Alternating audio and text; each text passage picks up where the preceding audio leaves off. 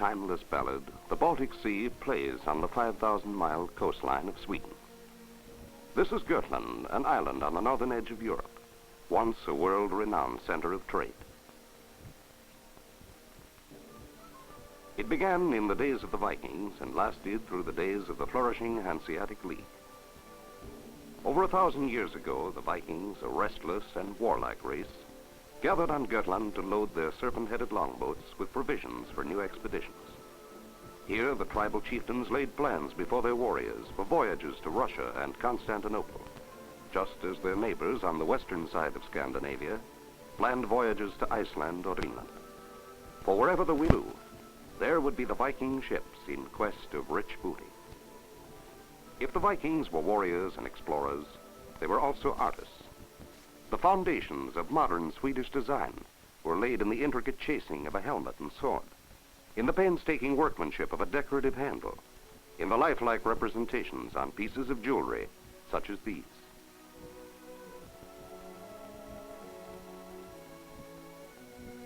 In the massive and substantial quality of a necklace,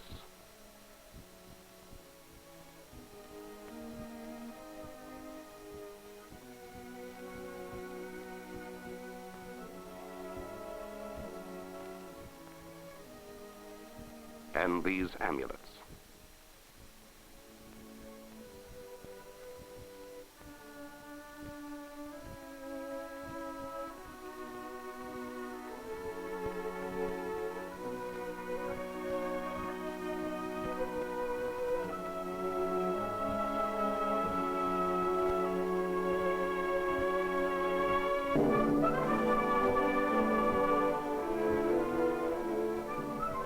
Hewn stones, too, bear silent testimony of a flourishing Viking civilization. Heroic deeds and adventures are described in runic characters carved into the stone itself. But the present-day Viking artist in Gotland is concerned with another era in Sweden's history. His subject is the stately city wall of Visby, a medieval town that has withstood many a siege.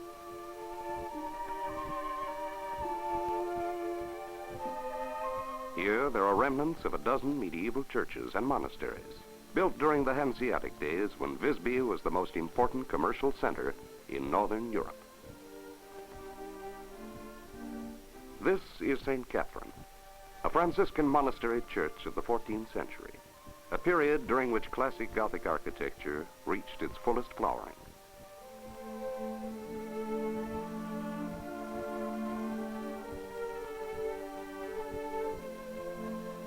These tall, graceful arches follow the same natural form as water when it cascades over present-day Viking children at play in a pool.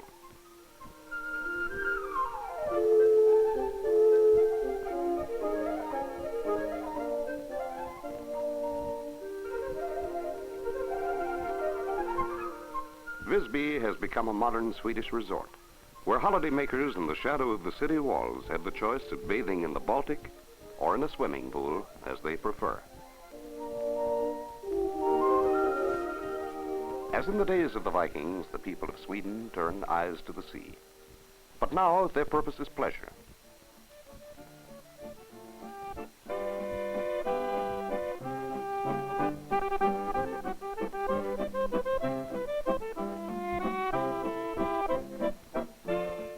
The coastline is studded with islands and sheltered coves that make this part of the world a yachtsman's paradise. Many, not content with occasional summer weekends among the 32,000 islands of the archipelago, live in summer houses and commute to work.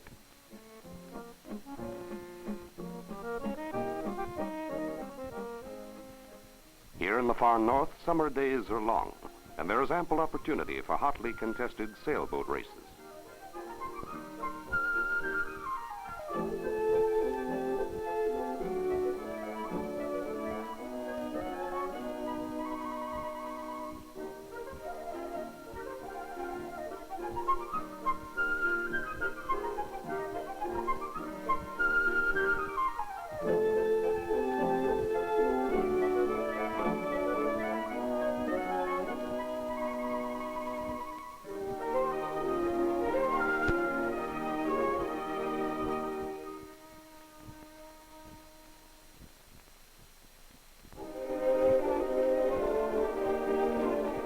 Even in winter, when the waters are frozen into vast sheets of ice, the sports-minded Swedes continue to indulge in their love of sailing aboard speedy ice yachts.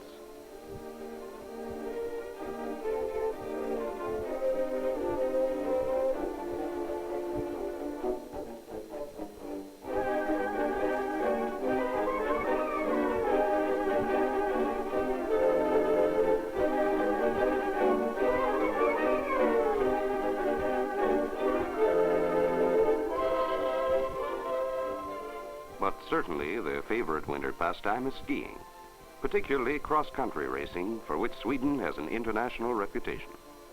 Swedish trophy rooms are filled with gold medals won in Olympic Winter Games.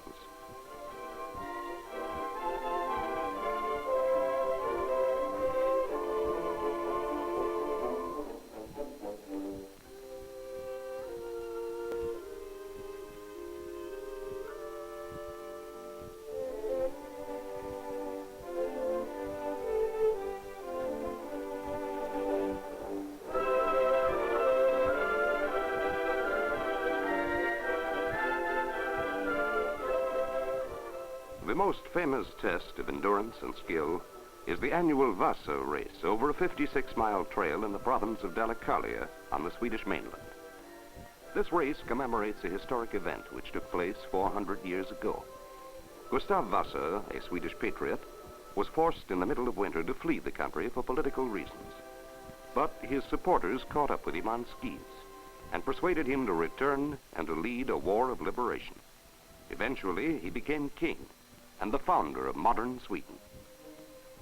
Today's democratic king, Gustaf Adolf, has the motto, duty above all. On the 6th of June, he and his people celebrate Sweden's national holiday, called Flag Day. The ceremony is held in Stockholm, Sweden's capital, in the stadium originally built for the 1912 Olympic Games. The royal palace is on a small island in the center of Stockholm. It is the principal building of the Old Town, often called the city between the bridges.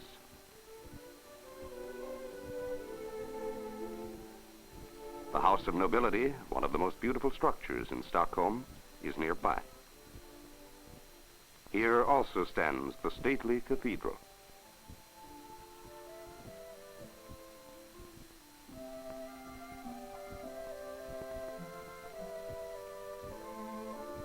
This is the center of the Old Town, with the narrow lanes, the cobblestones, the gabled houses nestling close together, the rare patches of sunlight give us a glimpse into the Middle Ages.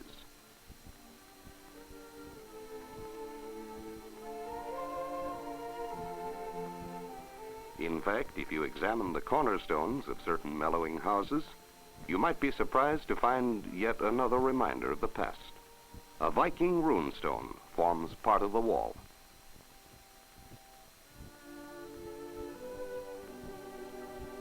In the Old Town, the houses with their ornate doorways and statuaries, their pastel colors and varied gables, all reflect the slow passage of time.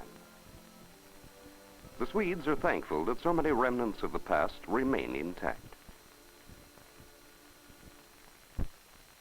From its medieval heart, Stockholm spreads out, acquires modern dimensions and forms. Increasing automotive traffic is one of the problems of any 20th century city, and is solved in 20th century fashion. The only unusual aspect of this circle is that its traffic runs on the left-hand side of the street, and it is almost completely noiseless, for horn blowing is prohibited except in emergencies. Yet, despite its fast-moving appearance, most of Stockholm's 1 million inhabitants feel that their city still retains a sort of village intimacy, thanks perhaps to the many familiar landmarks. Kungsgatan, the King's Street, runs through the main shopping and business district. The Royal Dramatic Theatre is another landmark.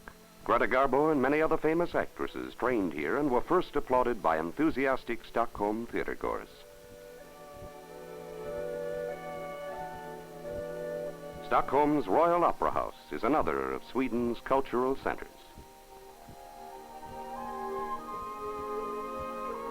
Here, Jenny Lind, the Swedish Nightingale, first delighted an audience.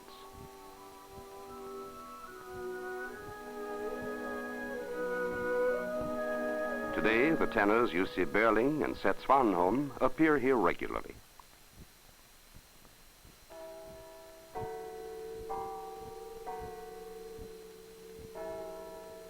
The Swedish affinity for the beauties of water is evident anywhere you look. Stockholm's famous city hall looks down upon Lake Mälaren, where strollers come on Sundays to enjoy the view from beneath the colonnades.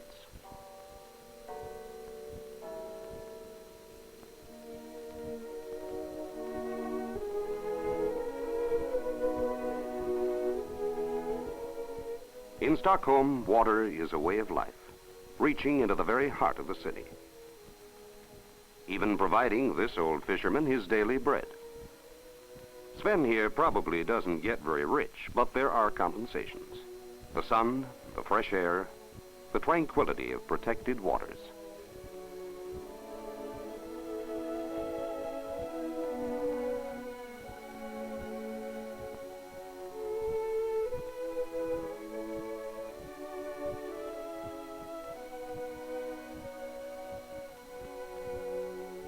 Where there are no natural waterways, the city has built bathing pools for the youngsters, where they can soak up as much life-giving sun as possible during the short summer season.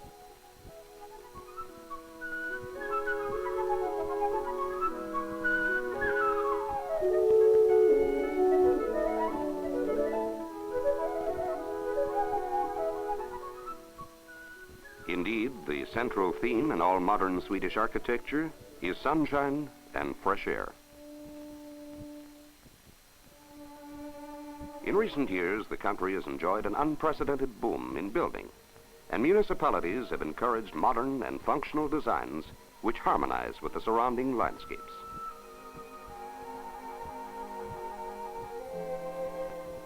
This new so-called beehive design of apartment house gives nearly every resident a view of the surrounding water and plenty of fresh air.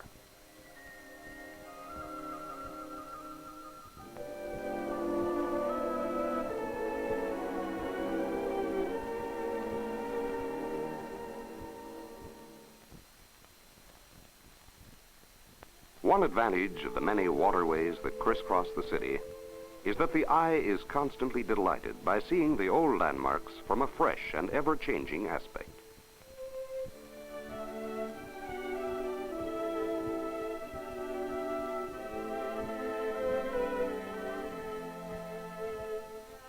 It is in little boats such as these that Swedish families find pleasant surroundings for weekend excursions and picnics in the archipelago.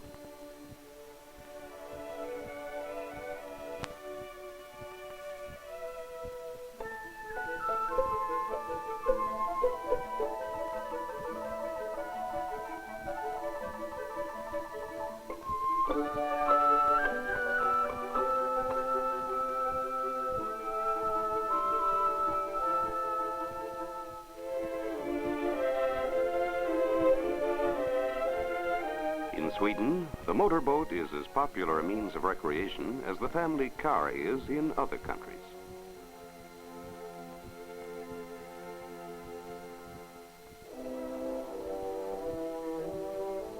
Indeed, for generations, water has been a national highway.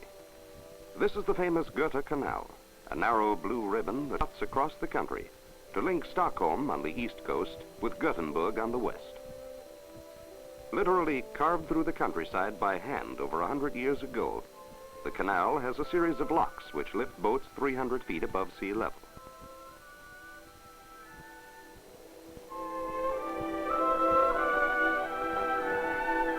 The locks are operated exactly as they were when the canal was first opened.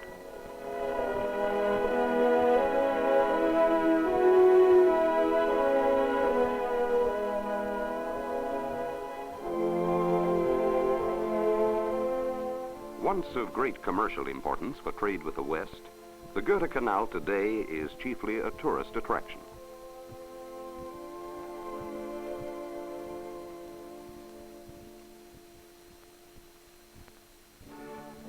Goods now move overland on modern all-weather highways. And for the traveler, there is every modern convenience en route, including the latest overnight accommodations.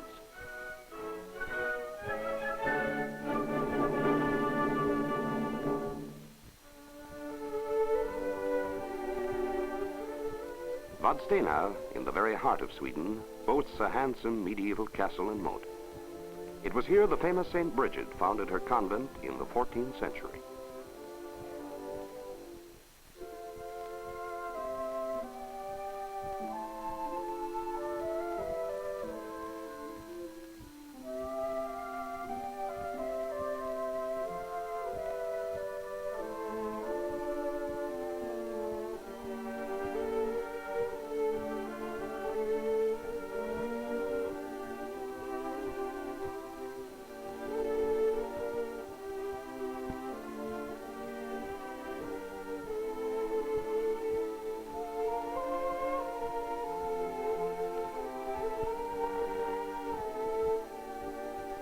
In this predominantly Protestant country, the nuns of St. Bridget uphold the convent's famous artistic traditions, making lace and embroidery with skills and techniques that have been handed down for centuries.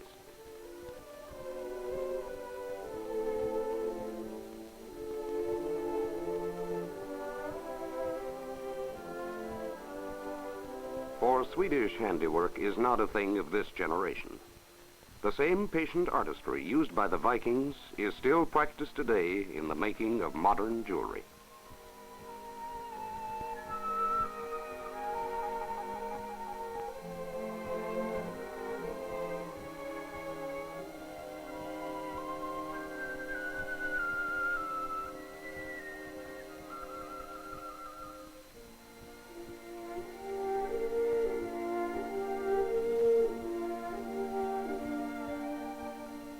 Machinery can never take the place of human hands and muscular coordination when it comes to blowing glass.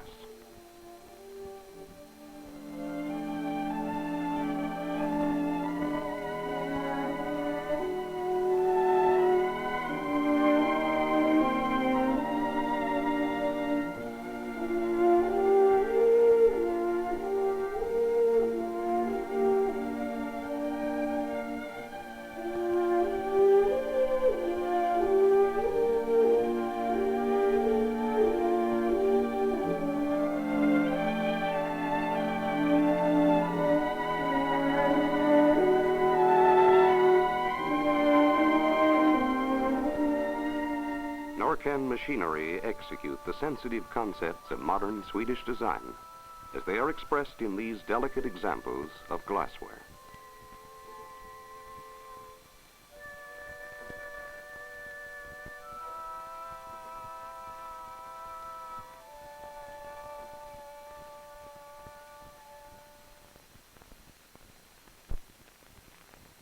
But machinery does play an important part in the economic life of Sweden. For example, it is only because of such mechanized installations as these that the country produces well over 100 billion matches annually. The source for these prosaic matches, as it is indeed for other basic products manufactured in Sweden, such as paper, furniture, and chemicals, are the country's forests, which cover more than half its total area. One of Sweden's kings once observed, "The timber provides the people with their food and clothing, their house and home." Timber and water join hands in Sweden. There are 100,000 rivers, and many of them are used to float logs from the forests to the sawmills, pulp factories, and chemical plants. Each year, 180 million logs move down the rivers to their final destination. Frequent log jams must be cleared by skilled lumberjacks, whose hazardous work it is to keep the timber moving.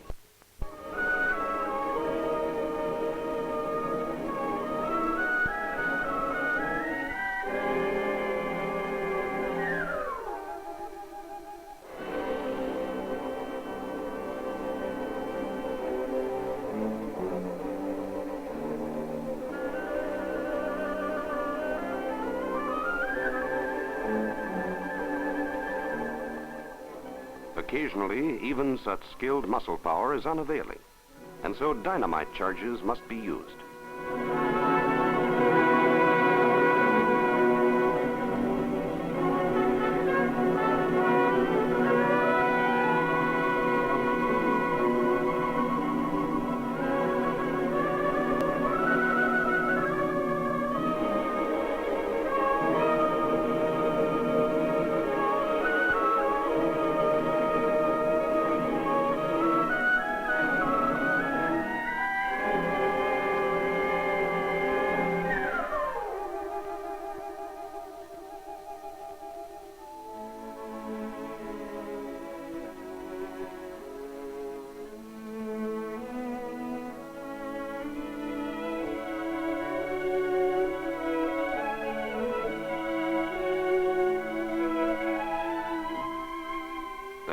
the men relax for a time. A pot of coffee is always a welcome break after such dangerous work.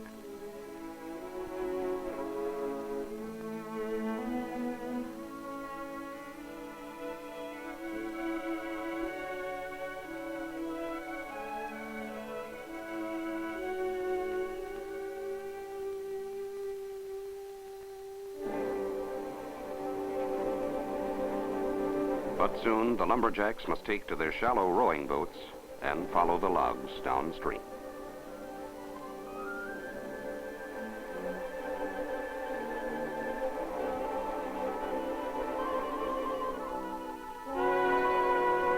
If the rivers are thus of great commercial value, they also provide a means of recreation.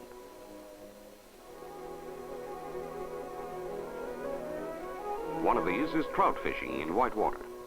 The king's younger brother, Prince Wilhelm, is a devotee and even ties his own flies.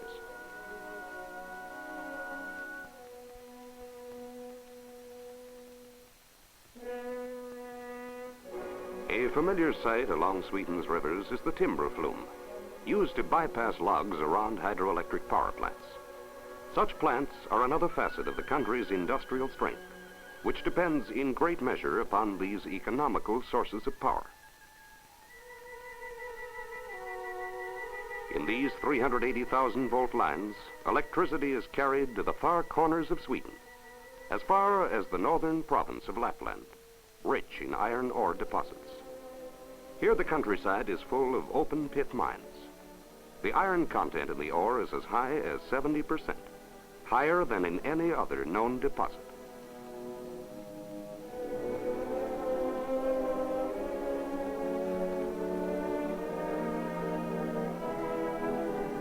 Much of this ore is exported to the smelting furnaces of Western Europe, but Sweden reserves enough to produce sufficient quantities of high-grade steel. In the center of the mining district is the model town of Kiruna. Because the town limits encompass a vast area of pits, it is actually the largest city in the world, although the population is only 10,000.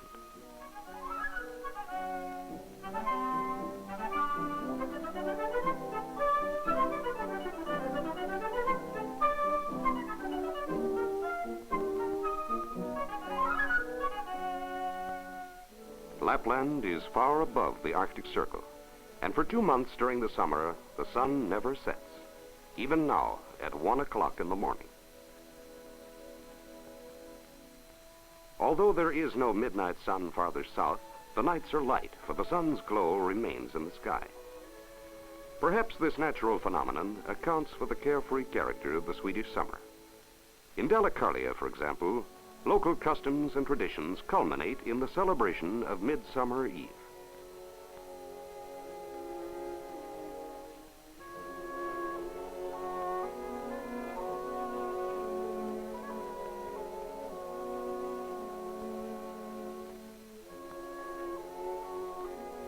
The horn summons the inhabitants from far and wide.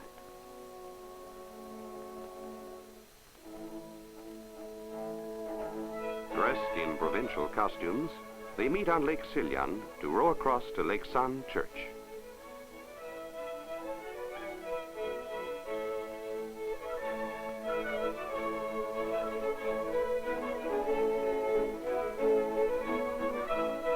These traditional boats are decorated with birch branches that have just burst into leaf.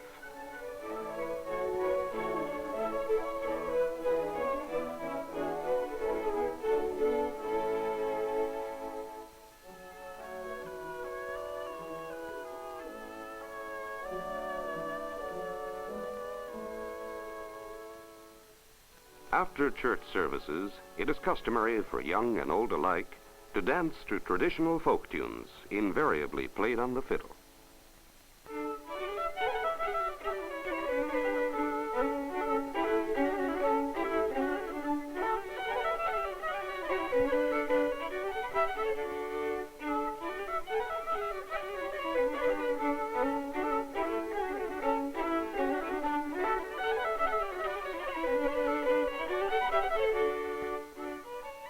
Even the king joins the midsummer festivities.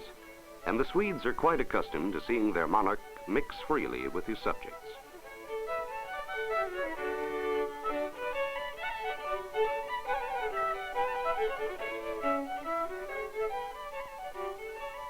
And it is here in central Sweden that one of the country's most famous sons was born. John Ericsson, designer of the first ironclad warship, the Monitor.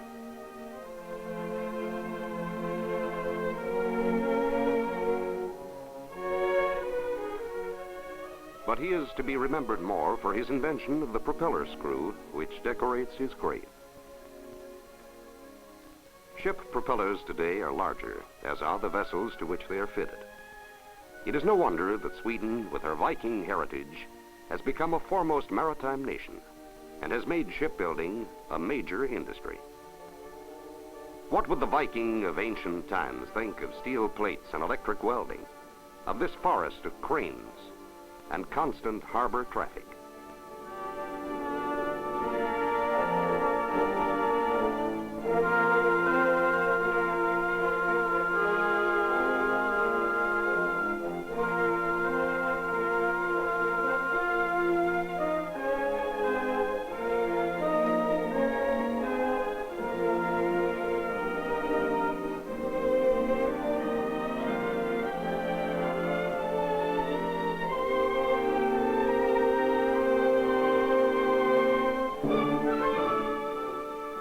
After some reflection, he might conclude, Sweden has changed a bit, but the people of this modern land of the Vikings still turn their eyes toward the sea.